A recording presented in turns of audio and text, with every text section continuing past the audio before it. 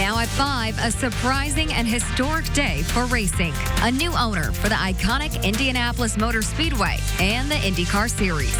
I've got a big commitment here to take over, certainly as the steward of this great organization.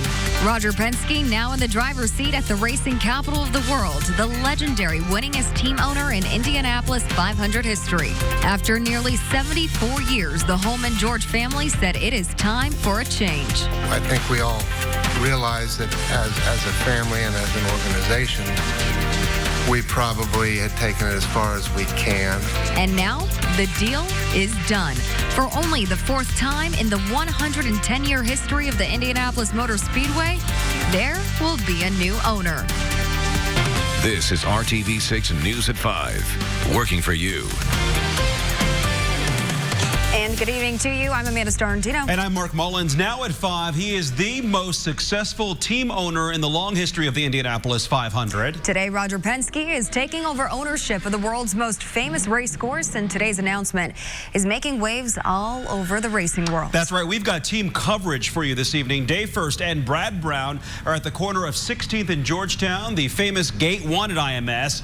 They've got more with the key players involved here. Hey, guys. What a remarkable day, guys, in the history not only of the Indianapolis Motor Speedway, IndyCar racing, motors, but the entire motorsports world. This has reverberations literally around this globe because everyone knows two things. Everyone knows Roger Penske. Everyone knows about the Indianapolis Motor Speedway. The words that came out on all media all over the world, bombshell, shocking, astonishing, really kind of woke us all up this morning to this. And then here we were at 11 o'clock today with Roger Penske walking in here and essentially getting handed the keys to the Speedway. It's one of those things where you don't even believe it until you actually saw it. And we saw it at 11 o'clock this morning. Yeah, this has essentially been a family business for the better part of 3 generations. An emotional moment definitely this morning, and the end of an era and the start of a new one here at IMS. We've all grown up around it. Nancy and I, anyway, we came home from the hospital to a home just right down the street here. So we've literally grown up around it. It's a passing of the torch from one famous racing name to another. For more than 70 years, the Holman family carried on the great history of this iconic venue. But Monday's announcement is all about the future of the Indianapolis Motor Speedway. We're very excited to be in a place where, our process took us to a point where we as a family all agreed we needed to have a conversation with Roger Penske. Before we say anything about the last few years, we just want to recognize that it was really everything that came before us that gave us the opportunity to try to make more progress.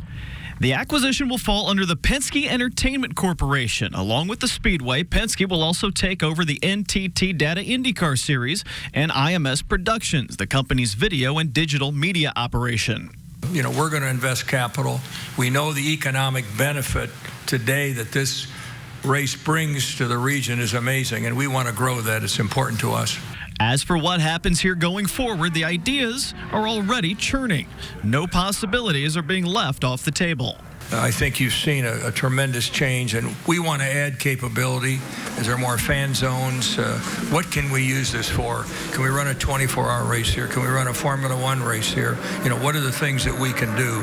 We all love it, and we all care deeply for it. And, I think we all realize that as a family and as an organization, we probably had taken it as far as we can. Tony referring to his sister Nancy, the top there. The other sisters were here. Of course, it was a year ago yesterday. Mary Holman George passed away, the matriarch of this family. So really in 366 days, really coming full circle here for the Holman family. After watching this newscast, or news conference, I should say, and listening to Tony talk, there's a conversation I had with Tony, this is years ago, when he flat out said, every day at this place costs money for the Indianapolis Motor Speedway and Holman and Company. And clearly it had come to a breaking point, and today was that for Tony. There have been hundreds of special moments at the Speedway. Rarely are they landmark moments like this, a handshake and a handoff. Although rumors of this sort of thing have always been as iconic as the facility itself. How often have you had offers to buy this place? we've had offers. I remember offers back in 1977, 78. Tony admits there have been some serious inquiries as recently as a couple of years ago, and even this past spring after the passing of the family's matriarch, Mary Holman George. But never was the right time, though, to do that. No. Again, it's all, we're committed. As I said before, my mother was committed. Everybody's always been committed, but now we're starting to take into account the bigger picture and what's really the best thing for the institution. The family squarely believes it belongs in the hands of Roger Penske, whose winning at the track is almost as tenured as the Holman history. More important, it's a personal commitment by our family to be able to live with the legacy here and be the steward, of this iconic, the biggest race in the world. Tony, meanwhile, maintains that his family has taken the Speedway, his words, as far as they could take it. And with Roger Penske, when it comes to funding and vision, Roger will be able to get a lot of people to pick up the phone, and I just think that they'll be committed to their organizational work with the new organization and the management of that organization to make it another crown and another jewel in the crown of Penske Corp. With the family sitting in the front row of today's news conference, a new era begins. They might look back with fondness of the Holman history. Will do so with this decision without any regrets. The governance side is just something that we struggle with, but we've made it through, and I think we've made the right decisions. And I'm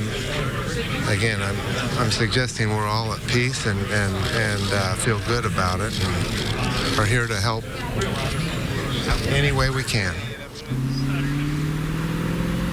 I thought that was interesting for Tony when he said when Roger's going to call someone about funding, sponsorship, or whatever, people are going to pick up the phone to listen to him because of the stature and where he is in motorsports. Who knows how much it cost Roger to buy this facility? I mean, people I've talked to who I think would know don't even know. I mean, we're talking anywhere maybe $500 million to $2 billion. I mean, who knows what it is? These are both private companies, so we can't find out officially. Here's the perspective. The two new NFL stadiums that are being built in Los Angeles and Las Vegas are $2 billion operations just for a 65,000-seat football stadium. You know what you've got going on here, plus the IndyCar Series, plus IMSP, and everything that goes with this whole company. But what a remarkable change in this facility's long and tenured history, This is not something that happens often here. In fact, Penske, just the latest name to take the top shelf here at IMS.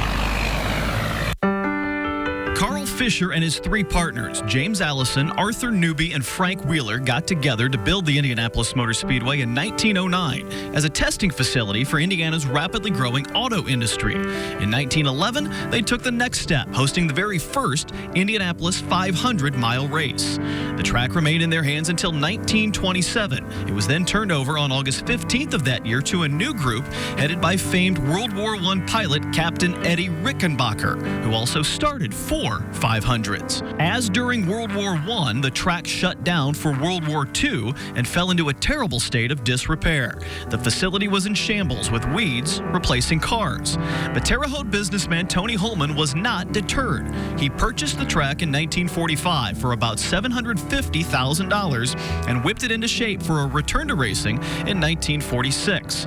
Holman died in 1977, but the track remained in the Holman George family until now.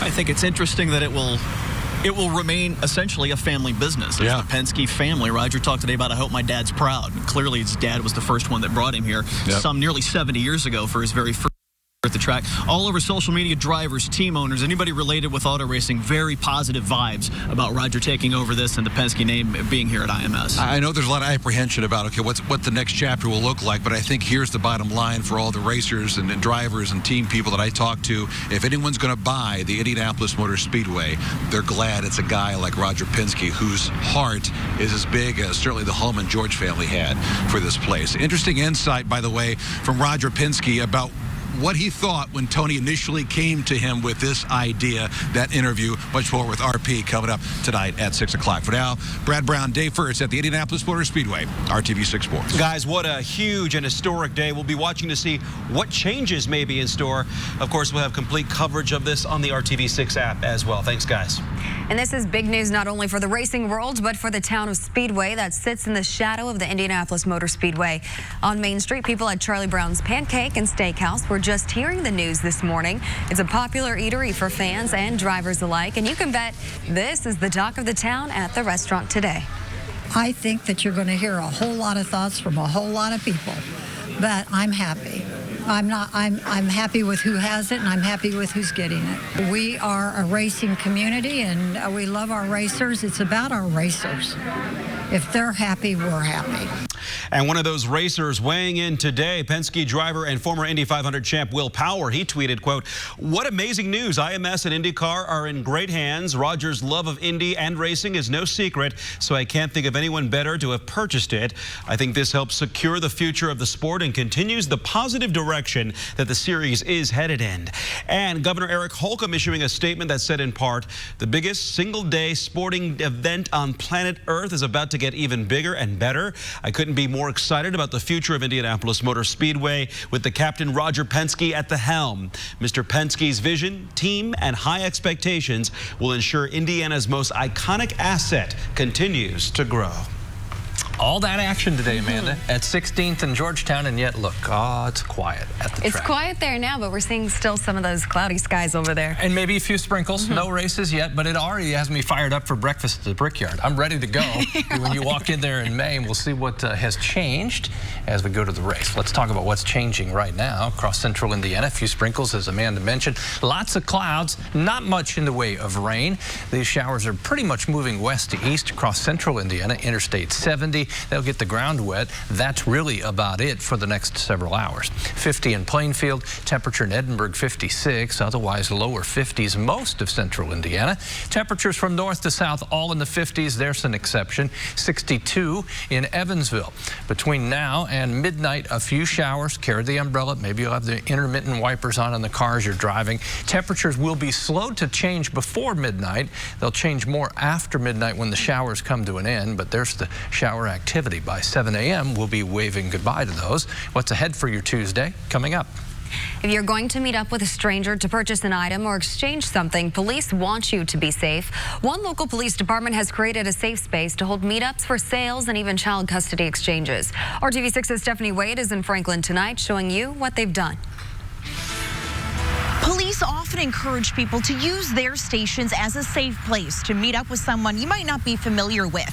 Well, as the holiday season ramps up, the Franklin Police Department has designated these two new parking spots as an exchange zone.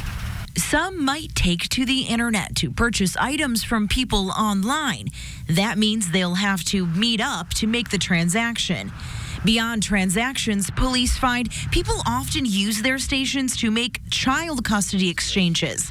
So, in an effort to create a space where people can feel safe to meet, the Franklin Police Department created this exchange zone, an area under 24-hour video surveillance to make exchanges. It's a center point, and it's also it's a safety thing. And you know what? There's a camera there. So nobody can say somebody did something. Lori Cox already utilizes the police department to drop off and pick up her two children from her ex-husband. She says this added layer of security gives her a sense of comfort, knowing she's protected. Working for you in Franklin, Stephanie Wade, RTV6. And the Franklin Police Department is also working on putting signs up, alerting people when they pull in, they're being recorded. The chief hopes this will deter any criminal activity. Tonight, Metro Police are investigating a deadly shooting on the east side, one they believe is a result of a domestic disturbance. This happened just before 7 o'clock on the 2600 block of Key Ellen Drive, not far from 25th and Post Road. Officers found a man dead inside the home. The name of the victim has not been released yet. If you have any information about this case, you are asked to call Crime Stoppers at 317-262-TIPS. Still ahead at 5:30 on RTV6, they put their lives at risk every day to save yours. But physical danger is not the only potential harm firefighters face. Why they are rolling up their sleeves to possibly save their own life. And just minutes away here at 5, a visitor to a huge convention here brought with them a case of the mumps. The warning and the symptoms to watch for tonight from the State Health Department. For only $89 for On Time.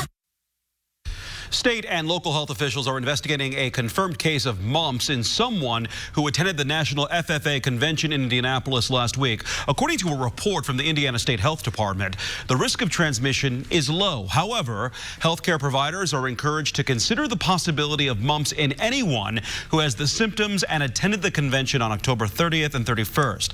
Initial symptoms include a general feeling of discomfort, headache, loss of appetite, low-grade fever, and swelling of the salivary gland below the ear. The incubation period is 12 to 25 days after exposure. State lawmakers may once again try to raise the legal age to buy cigarettes in Indiana, but it could be a while.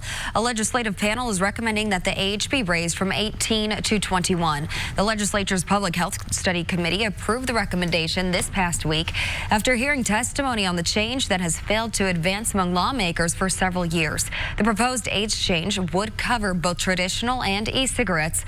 The committee chairman says he does not expect action until at least 2021, when a new state budget is considered, because Indiana cigarette tax revenue could decline with the change. Well, in just a little over 12 hours from now, the polls will be opening in Indiana for the voters to cast ballots in mayoral and council races and on some school referendums. Early voting ended today at noon in Marion County. 11,820 people decided to vote early at either the city-county building or 4 satellite locations. In Marion County, the mayor's race is on the ballot, as well as council races. Remember, when you vote tomorrow in Marion County, you can cast your ballot at any polling location. You are not limited to a certain place. Make sure you fit that into your schedule tomorrow. Make sure to go vote. You ready for some beauty? Yes. What's happening today is going to brighten the city in the spring. Planting bulbs, 1,000 yellow tulips. So you won't be able to tiptoe through these till probably March or April. Now's the hard work, right? This is where you got to dig the holes, bury them, and I'm sure creatively place them. And we wait until the spring. That'll be good to see. Temperature fluctuations, at least you can break the ground pretty easily today. It will change as we go along. We've got some big temperature swings. If we're on the slide, we're up at the top here. You climb the stairs. Wednesday, the warmest day of the week, and then we slide on down. Temperatures as we get to Thursday, Friday, much cooler. That is really the first of 2 different big swings in temperatures. Early next week, a plunge of much colder air from the northern latitudes. Hello, Canada, right through the Great Lakes, Midwest, and down into northern Gulf Coast states. That will drive our temperatures down into the 30s for highs and lows potentially in the teens. Right now, lots of clouds for everyone. Showers for a few along and just south of Interstate 70. From Connorsville to Liberty to Richmond, some light rain showers here. Drifting to the east. We'll continue with this trend the next couple of hours. Temperatures vary from 49 degrees in Crawfordsville and Greencastle to 59 in Bedford. Other temperatures generally in the 50s, and they'll be slow to change this evening. Say hello to Jude. She's all perked up, ready to go for a walk this evening. You know how this works. Love to take your pet for a walk. Kevin.Gregory@WRTV.com. And it looks like she likes to chase the ball. You throw it, she's back in a flash. Thanks to Judy for the picture. Temperatures again in the cloud cover and the light showers will change very little between now and 11. Let's roll through this. Overnight showers push to the south and then they leave. Tomorrow, we'll pick up more in the way of sunshine. If you're headed to the polls, temperatures in the upper 40s. We'll see lots of sunshine mid to late morning through the afternoon. Give a little time for those clouds to clear early. The wind will be out of the northwest, not too strong, but noticeable, 10 to 15 miles per hour. As you look at your Tuesday planner, those hourly temperatures jump into the upper 40s by noon. Wednesday, still a lot of sunshine, warmest day of the week. Enjoy this. Temperatures in the mid 50s. That's close to average for this time of year. Temperature from Lafayette to Bloomington, about a 4 or 5 degree temperature range with that sunshine. The last time, or the first time that we had snowflakes in the state was Halloween. The next time may be Thursday morning. Overnight into Thursday, a rain-snow combination. Some of this should be melting on contact with the roadways, but we'll keep our eye on that. That's 7 a.m. on Thursday with some snow and rain around. 7-day forecast temperatures as we go into the weekend will turn colder again. Sunday night, a rain-snow mix possible. Monday's high only 34. We set the stage for even colder temperatures, I think, beyond that, especially on Tuesday.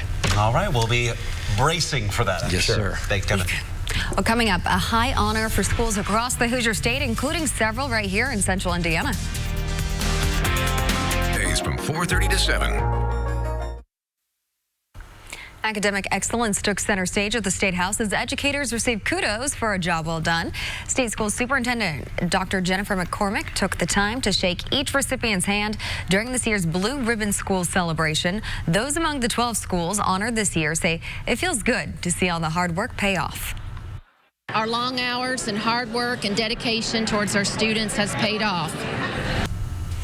Of the 12 schools honored today, 6 are in central Indiana: Brownsburg West Middle School, Immaculate Heart of Mary and St. Thomas Aquinas schools in Indianapolis, Mohawk Trails Elementary in Carmel, St. Maria Giuretti School in Westfield, and Van Buren Elementary in Plainfield.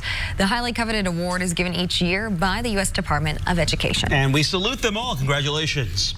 Looking ahead to RTV6 News at 6, a local mother worried about how a school handled a potential threat.